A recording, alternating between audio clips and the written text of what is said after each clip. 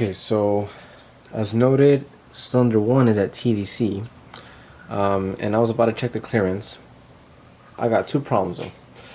Cylinder number 2 and 3, the valves are poking out a bit, and that's just enough for the straight edge to not sit flat on the head. So what I'm gonna have to do is take off the camshaft and the whole rocker arm assembly. That way the valves can just sit back down, because right now these valves, these 4, have pressure because of the position that the camshaft is on. The lobes is pushing down on the springs, which therefore it's pushing down on the valves. But yeah, cylinder number 1, it's at TDC. 4, they're tucked in as well. But yeah, 2 and 3, they're poking out. So I need to make sure that I get those valves to drop, because yeah, that's enough. Seems like a little bit, but that's enough for the straight edge to not sit straight.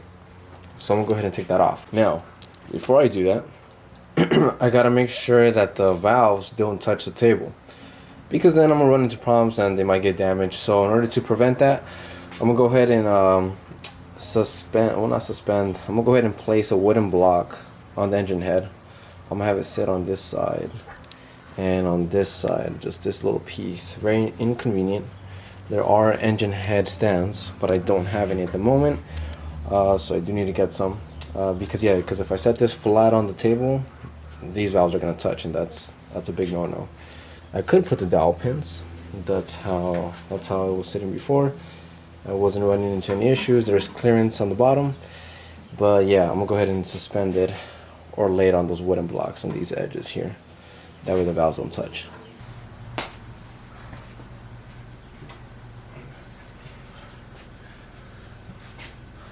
Should have gotten the engine stand. Totally forgot that the valves can't sit on themselves. But for now,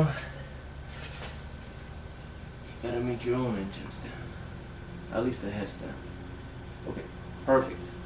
Okay, so now at this point, I have to take off these 10 bolts. 1, 2, 3, 4, 5, 6, 7, 8, 9, 10, 11, 12, 13, 14. But yes, so to take it off, the whole assembly comes off, set it aside, and then the camshaft also comes up. As soon as that comes up, springs, the resistance on the springs becomes a lot less tighter, so then the valves will shoot back up. Now that it's suspended, these bolts are 12. Yeah, so these 4, 1, 2, 3, 4, they're 10s. Okay, so that's a 10. And then these 10 here, 1, 2, 4, 6, 8, 10, these are 12. So we use these. So there is a specific order to take off all these bolts, just like the head bolts. So for these, there's 14 across. It's gonna start like this. By the cam gear, the bottom right, it's going to be 1, then 2, 3, this one right here, 4, and then you move into the main ones on top.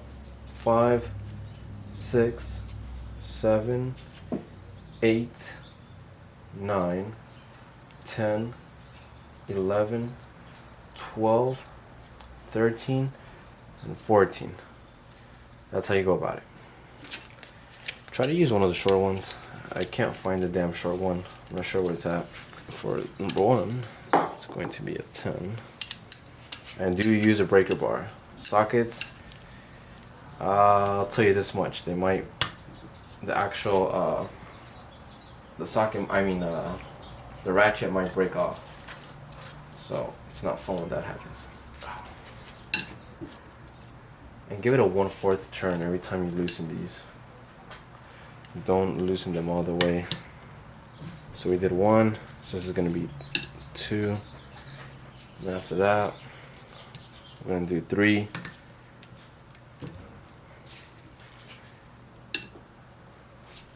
If you had a second person here, that would be wonderful. They can hold the engine head. I mean, these aren't torqued too crazy, so it's not that bad. Okay, so that was 1, 2, 3, 4. And now, onto the main ones. I'm gonna start with 5 next to 3, right? Next to 3, 5, right here.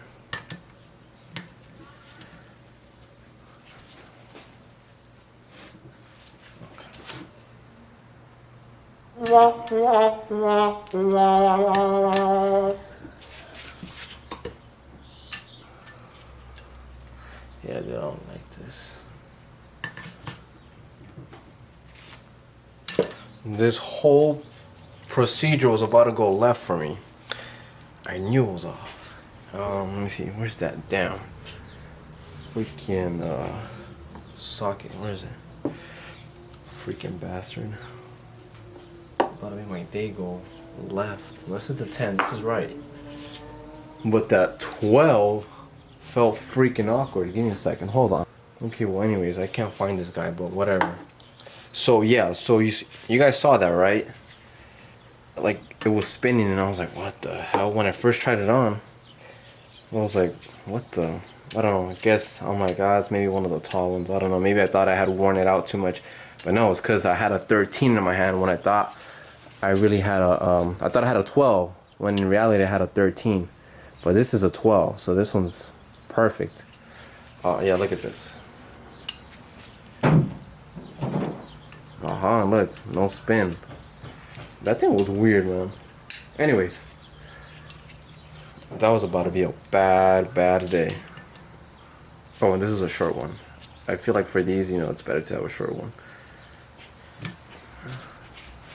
Slight less chance of it slipping.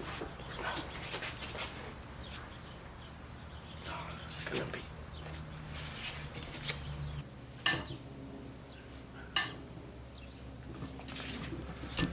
Okay, so it's 5. Then we're gonna do 6 over here.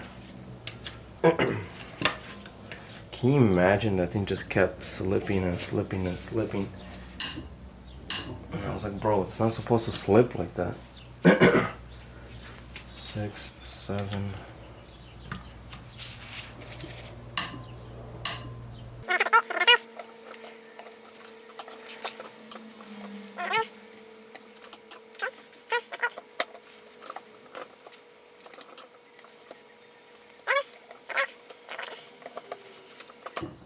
Again, every time you break it, try to have the bar at 90 degrees as much as possible. I'm gonna hit 12.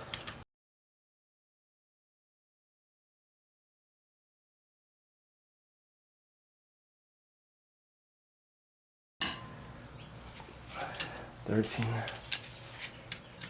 and then $14.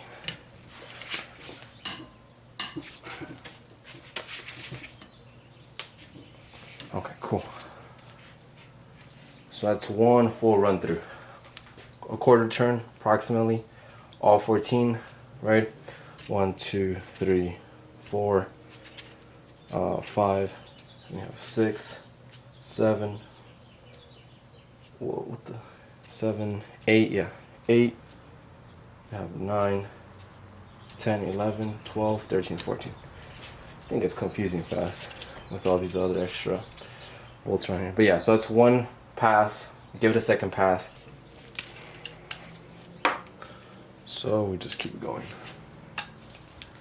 Again, start at 1. Actually, yeah, you know what? You know how I said I prefer this little short one, which is true. But for these little 4 ones, the 10s, you might need the long one for sure.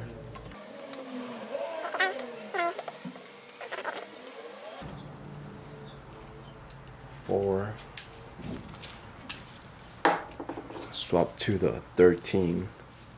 That's crazy, man. Oh, I found that son of a bitch. Look.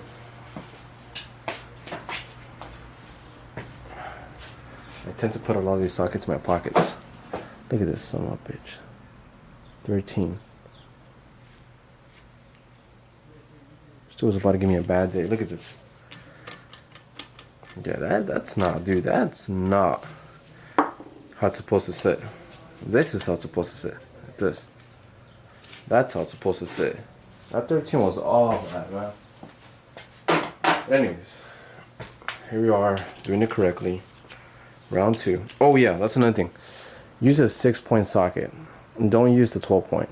6-point grabs a lot more, and it's less prone to spinning.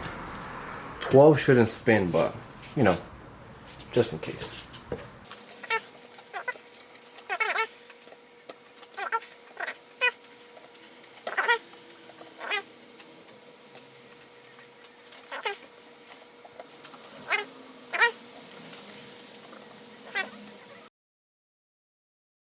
And then 14 right here. Cool.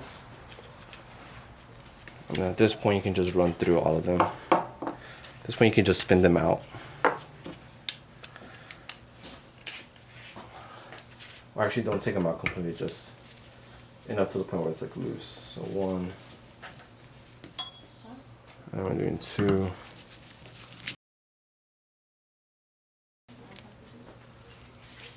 4, and then I'm gonna do 5.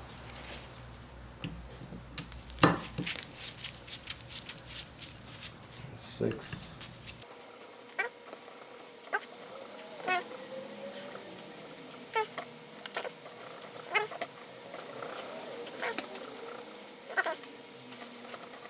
And then 14.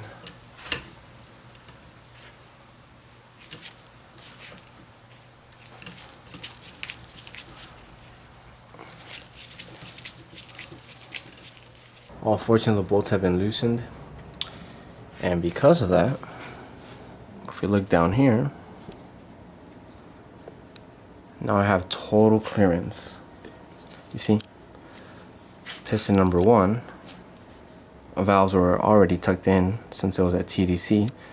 Piston 2 was giving me trouble. They were peeking out straight across, tunnel vision. 3, same thing. And then the valves are tucked in now. And then 4 wasn't giving me any problems. But now they're all tucked in.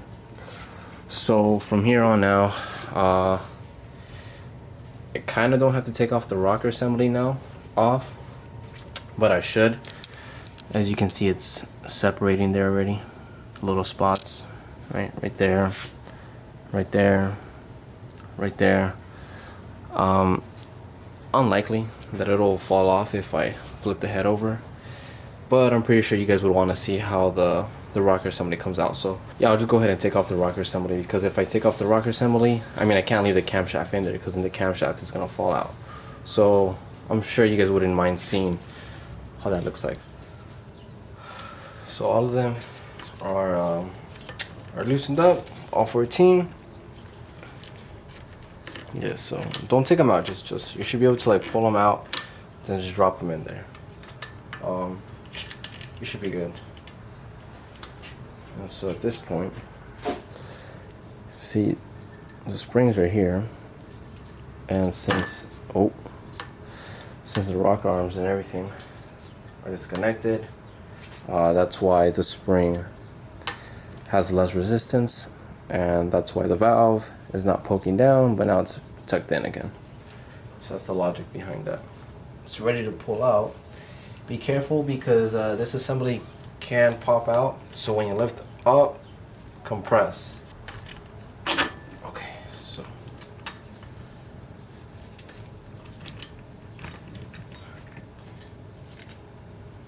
okay, voila.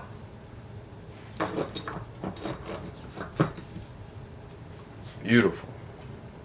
That's a little bit of dirty oil. I don't like that. Shame on you, previous owner. Shame on you, brother.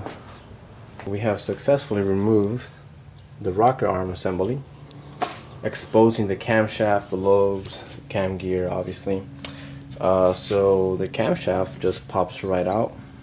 Something to note, I'll explain this more during assembly, but if you're worried about, you know, setting the camshaft in time, just make sure that the cam gear, the horizontal ones will help you the most. Make sure that the cam gear, it has little markings on the left and right side, on the exhaust and intake side. Make sure that those are within line, within the head. I'll explain it more during assembly, but The up one, it's good, but it can be pretty ambiguous because I mean, up can be 70 degrees. You know, looking at the cam gear, you know, top down like an XY plane. 70 can be that way, and I mean that's still up, and you know it can be facing up if it's at 120. So, best believe you use the side ones, the side markers on the cam gear. That'll be a gem to you, so that'll help you the most. Now, this thing should just come right off.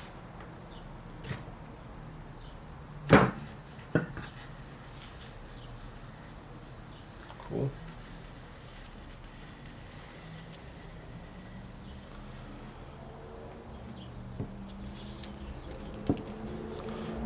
There we go. Everything is exposed. Now,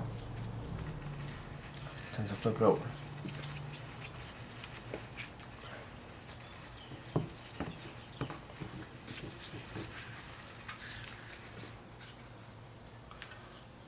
Voila.